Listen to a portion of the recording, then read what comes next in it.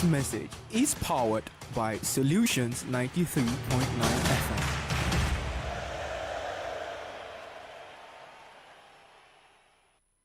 FM. News, sports, entertainment, top 100 music on your Remedy Radio dial.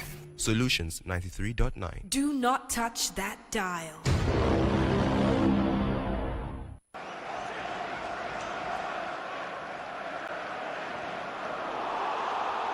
And it's Alexander Isak, the frame of the goal, Murphy on the follow-up. And Newcastle, for their second time this evening, have the ball in the back of the net. And this one may well just start. Rice put under pressure. And this time, Anthony Gordon does make it count.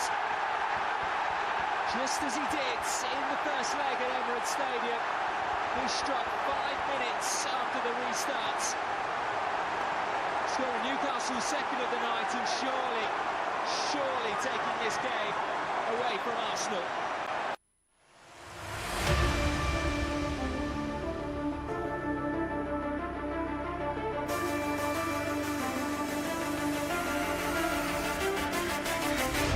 Well, Arsenal out of the Carabao Cup. And, well, now Newcastle United get into another final of the Carabao, beating Arsenal 4-0 in aggregate with 2-0 last night. Back-to-back losses for Arsenal against Newcastle. Well, for Arne Slot's side, but now we're looking at redeeming their image, turning the tables around against Tottenham Hotspur, who got the victory in the first leg of the Carabao Cup semi-final clash. But how can Slot do it this time around? We'll look at this and listen to him as well. My name is Oladapo Okunubi, aka Youngster Kanai. You're welcome to Kickoff Sports Show live on your Remedy Radio dial, Solutions 93.9 FM. Well, remember, we're streaming live on Facebook, live on YouTube, Solutions 939 FM. Search for the station via Radio Garden, Solutions 939 FM. And listen on the go. Let's start with NBA this morning. Well, a lot is happening. A lot also happened in the on transfer window, which they called that a trade. However, so many things have happened. Chicago Bulls and Gordon Lonzo Ball agreed to a 2-year, $20 million contract extension. And after several trade suitors emerged for Ball in recent days, the second year of the deal is a team option. Ball this season made an unprecedented return from the arthroscopic knee surgeries, appearing in his first NBA game in over 1,000 days. And, well, let's talk about Jimmy Butler here. The saga with the Miami Heat ended on Wednesday night when he was traded to the Golden State Warriors as part of a multi-team mega deal. He confirmed that he wanted to leave and, well, moving to the Golden State Warriors. The Warriors closed the deal of Butler after negotiations to acquire Phoenix Suns star Kevin Durant ended when Durant informed the team he did not want to return to Golden State.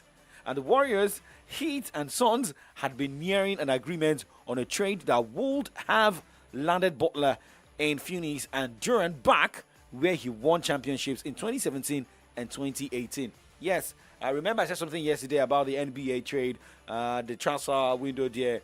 You can say that sometimes they say I'm Larry and Luri, but in NBA, for the trade, they can cut your head behind you or maybe shave your hair, let me put it that way, behind you. However, some players can also decide to say they want to protest, they won't play for the team till they move to any club they want to go to. That is also happening there. But now, as part of the agreement, Butler will decline his $52 million a player option for next season and is planning to sign a new 2-year, $111 million deal that carries through the 2026-2027 season. So, the Warriors will send forward Andrew Wiggins and Kai Anderson plus a top 10 protected 2025 first-round pick to the Heat. That's according to reports. Also, got Dennis Schroeder, acquired by the Warriors in December, will be sent to the Utah Jazz. Utah will ship forward P.J. Tucker, who played with the Heat in 2021-2022 to Miami. So, a lot happened in the transfer window, but let's look at some results of games decided in the wee hours of today in NBA, where Milwaukee Bucks are beating Charlotte Hornets 112 to 102 points, 10-point difference there, as it was a shocking one, just 1 point gap between Atlanta Hawks, a loss to San Antonio Spurs in a 125 to 126 point game. Well, it was Cleveland Cavaliers going on the road, beating Detroit Pistons 118 to 115 points, while Brooklyn Nets lost 102 to 119 points against the visitors Washington Wizards. Miami Heat defeated host Philadelphia 76ers 108 to 101 points, while Toronto Raptors lost 107 to 138 points against the visitors Memphis Grizzlies. And while for Minnesota Timberwolves, hosted Chicago Bulls defeated their visitors 127 to 108 points, while Denver Nuggets defeated New Orleans Pelicans 144 to 119 points. Oklahoma City Thunders defeated Phoenix Suns 140 to 109 points, while Orlando Magic went on the road, defeated Sacramento Kings 130 to 111 points. The top one this morning, and that was how Golden State Warriors, I don't know how they did it. At some point they were trailing, later they came back, led, and lost 128 to 131 points against Utah Jazz. You have going on, any big news on your side? They're trying to win a game. This is a young team and they're hungry. They're looking to do some damage. What a pass from Quentin Post, the oldest play in basketball, the give and go to Buddy Hield. Well, when you contest the most shots and you draw charges and you have deflections, that's how you're the 9th best NBA team defensively. Opponent threes started the year really good defending the three ball. Kind of had a little bit of a drop off, but bend don't break as Steph knocks down his first bucket. Good signs for the Warriors. And Collier to the rim to lay it in. Jazz are making you work a little harder to score here. 28th defense in the league. They don't look like it the last few possessions. Steph on a step back. He got it down. So Curry's got 28. Final minute 15, protecting the 5-point lead. Clarkson another three. He's got 29. Huge trip down at the 1 minute mark. Curry cutting without the ball. That's amazing. There's a little cross screen action. 30 for 30 tonight, and he's taken 30 shots. And Clarkson, we got a foul that Ben Taylor is saying. It's free throws, though. Clarkson hits both free throws. 2-point lead in the ball. Curry to Draymond, and it's blocked by Kessler. They've got a 5-on-4. Chance to tie it. George for the lead. Got it! Steph on the crossover. Steph for the lead. 31 shots. And now you got a foul. Collins makes them both. They should foul whoever catches the ball. Throw it to Draymond, and he throws it away. And that will do it. So a lot going on in the NBA. The trade deadline is tomorrow at noon. Okay, so that's also happens to Golden State Warriors. Trade going on, games going on. And I mean, it's interesting, right? But now, shout out to Daniel Oduneye. Good morning. How you doing here? Okay, now let's go straight to move away from NBA. Let us talk tennis this morning, and we start with the Rotterdam Open ATP 500, with games are scheduled for today, starting 11 o'clock, where Jacob Mensik will take on Alex de Minaur. Looking at other singles games, Arthur Fils will be up against Daniel Altmaier by 12:30. Andrew Rublev against Fabian Morozan by 1 p.m. Carlo Alcaraz will be in action against Andrea Vavazori by 7:30 tonight. But before that time, Stefanos Tsitsipas will take on Talon Gracespor by 2:30. And by 9 o'clock, Pedro Martinez will be up against Angaroon.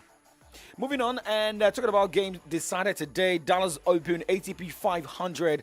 The likes of Taylor Fritz, Denis Shapovalov are through to the next round of the tournament. However, 7 p.m. today, Francis Tiafoe will lock arms with Yoshito Nishioka, and Jam Munar will take on Ben Shelton, and Matteo Nardi taking on Alejandro Davidovic Fokina by 8:30. Michael Moore will be up against Casper Ruud. 10 o'clock, same time, Thimus Markak is up against Rinji Hijikata, with Cameron Norrie taking on Reli Opelka 1 hour, 30 minutes later. Let's talk about ladies this morning, and going straight to the Abu Dhabi Open WTA 500. What the ladies are doing there for games are scheduled for today, 10 a.m. 10 o'clock. That should be in the next 50 minutes. Yeah. Marketa Vondrousova will be up against Belinda Bencic to battle it out in that one. And by 11:30, Ashley Kroger will take on Leila Fernandez as Elena Rybakina battles Tunisia's Ons Jabbar, as Magdalena will be up against Linda Noskova. We also have updates from the Brisbane 2 ATP Challenger games ongoing right there, same as the Transylvania Open, includes Napolka WTA 250, Katerina Siniakova is in action against the Caroline Doheid. That'll be by 10 o'clock. A lot of events going down ahead of the big one going down the next few weeks. Moving away from that, and let's talk about Lewis Hamilton, who is currently having a good time preparing for the race for the season, the Formula One 2025 season. Now, Lewis Hamilton has driven Ferrari's 2024 car for the first time after returning to the Barcelona track for the latest run in one of his new team's challenges ahead of the 2025 pre-season testing later this month. Hamilton on track for the first time since a crash at the same circuit last week on his third day of running in Ferrari's 2023 car has again shared driving duties with new teammate Charles Leclerc, but he at this time in a modified version of the Scuderia most recent car, the SF24, which won 5 races last year during 2 days of 2026 Pirelli tire testing.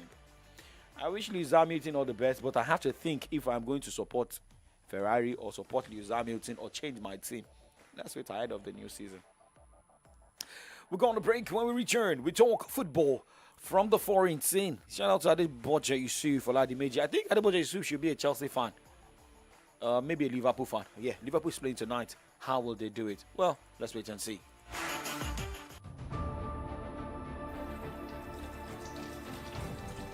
Do you know hand washing is one of the best ways to stop infections from spreading? There are germs everywhere. Wash your hands thoroughly and consistently to help keep you and your family healthy. If you do get sick, good hand washing can help keep germs from spreading to others. Wash your hands. This message is from Solutions 93.9 FM. News, sports, entertainment, top 100 music on your Remedy Radio dial. Solutions 93.9. Do not touch that dial.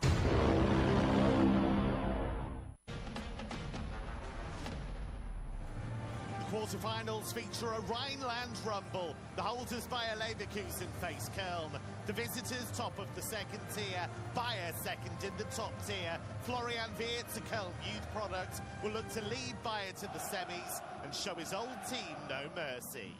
He's got support here, Ljubicic. It's not the best of clearances, now Downs. He's still going! Against the run of play! And against the odds, Damien Downs puts Köln in front.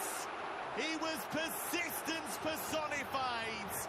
Just kept on going for his first goal in the DFB Pokal. Miner all alone. He'll have to wait for support, but he might go alone.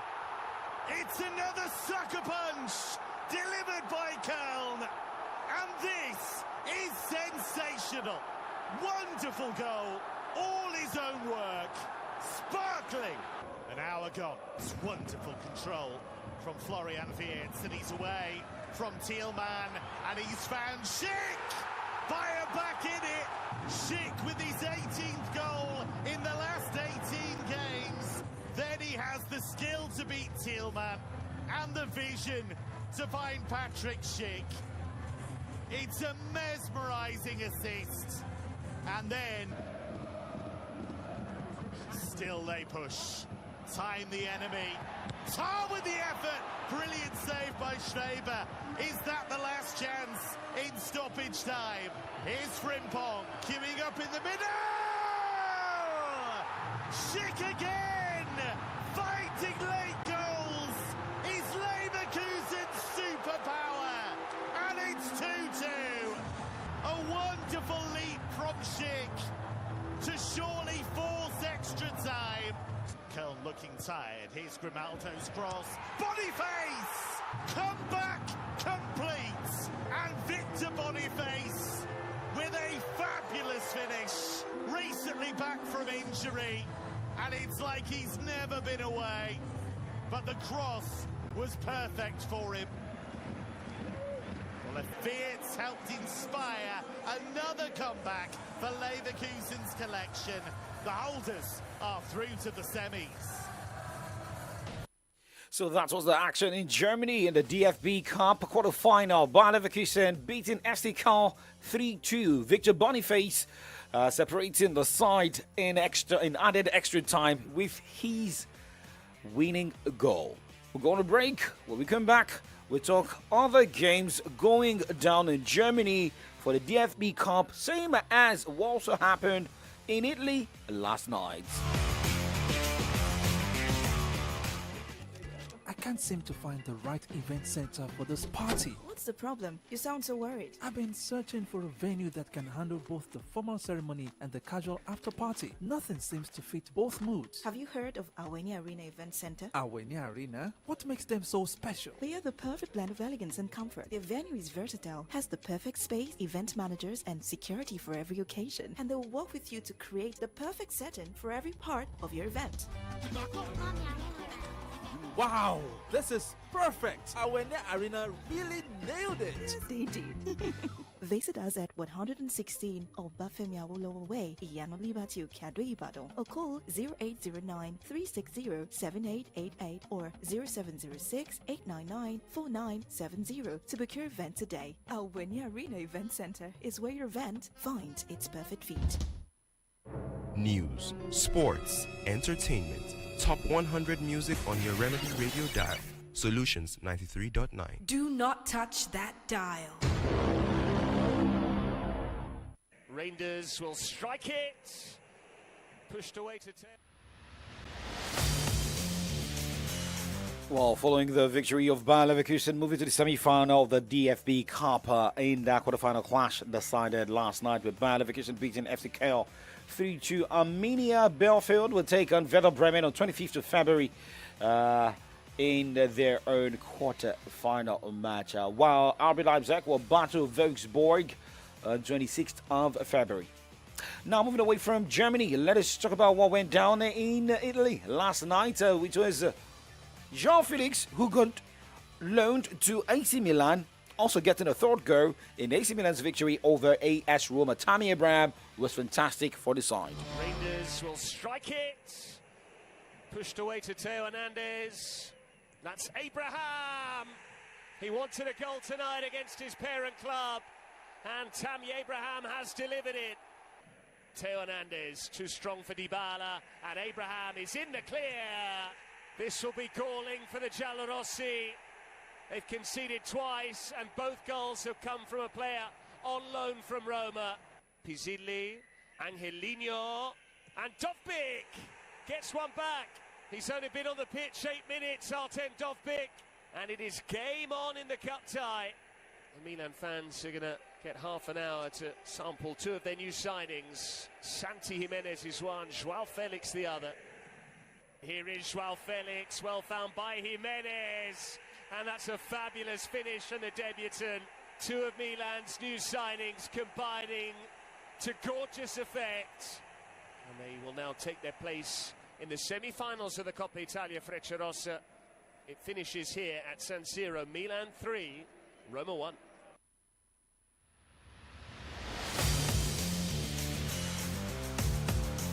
Okay, so that was what happened in Coppa Italia last night. However, next order fixtures in the Coppa Italia will be going down on 25th of February, where Inter Milan will take on Lazio, and on 26th of February, Juventus will be up against Empoli. Now, coming back to England, well, it was a tough one, bitter pill to swallow for Arsenal fans last night. But before talking about that, well, remember, Leganes lost 2-3 against Real Madrid last night in the Copa del Rey quarter-final. Now, speaking after the loss for Mikel Arteta last night, well, not just that he lost with Arsenal, but also lost a key player to injury in that one last night, Martinelli, and the man will be going for a test today. Arteta speaking after the Carabao Cup loss. Yeah, we felt something, I think it was his hamstring, and it wasn't comfortable to continue, so we'll have to do an MRI scan tomorrow to see the extent of the injury. Yeah, we need to swallow this one. It's a tough one. We had a lot of expectations. We knew the difficulty of the task because of the result that we brought from London, but there's nothing we can do right now. What we could do is, it was on the pitch a few minutes ago. Now we have to look forward. First of all, I think this is going to be a painful one. And while we are in Dubai, recharge and go again because we have still a lot to play. Mikel Arteta, Arsenal manager, speaking after the loss, but let's talk about the manager orchestrated the victory for Newcastle United, Eddie Howe. Well, he will have to see how the team can focus and win a major trophy at the moment. We'll speak about the victory and the next plan. Sort of gone there yet. Just very, very pleased to have got through this tie because that was two really tough games against a very good team. But I don't think anyone can say it was not deserved, really, in the end. I thought we were really committed to our defensive work tonight, much better than we were in our last two league games here. Showed that we can defend to a really high level. Physically, I thought we were much better tonight than we have been in those two league games. Really, really good energy. Of course, bouncing off the crowd who were magnificent for us. So a really good performance. So let's see how far Newcastle United can go. Remember, they'll be waiting for the winner between Liverpool and Tottenham Hotspur tonight in the second semi-final return leg. For Liverpool, remember, they are one goal down against the Tottenham Hotspur. And the game, this return leg going down tonight is going down at the Anfield. However, for Arne Slot, he has been talking ahead of that game, saying, well, nothing will change. It is not about bringing in, the experienced or the non-experienced players. It's about any time you put on the Liverpool shirt, you must deliver. No, I don't think I have to prepare them differently than to any other game, because from now until the end of the season, and that's been already the whole season, and I think as long as Liverpool exists, if you play in this shirt, you need to win the game.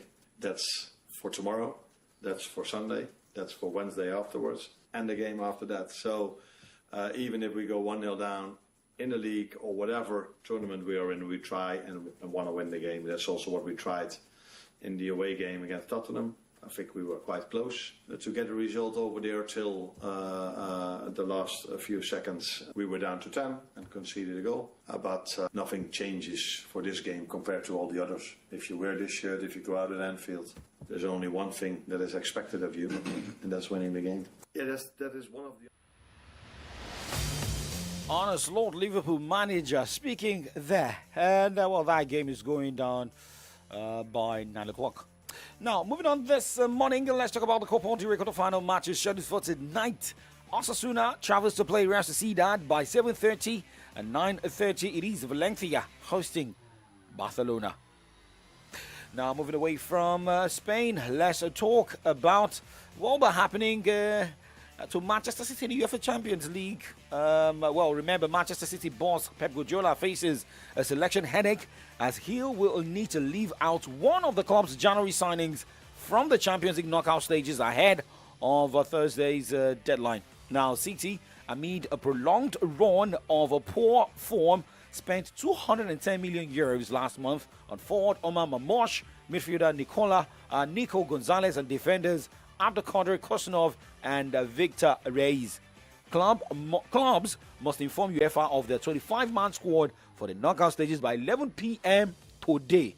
However, each club can only make 3 changes from their league phase squad. It means City must leave at least out one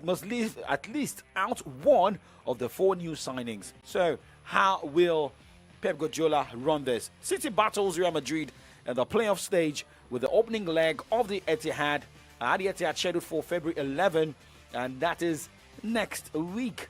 And the return leg at the Bernabeu, February 19.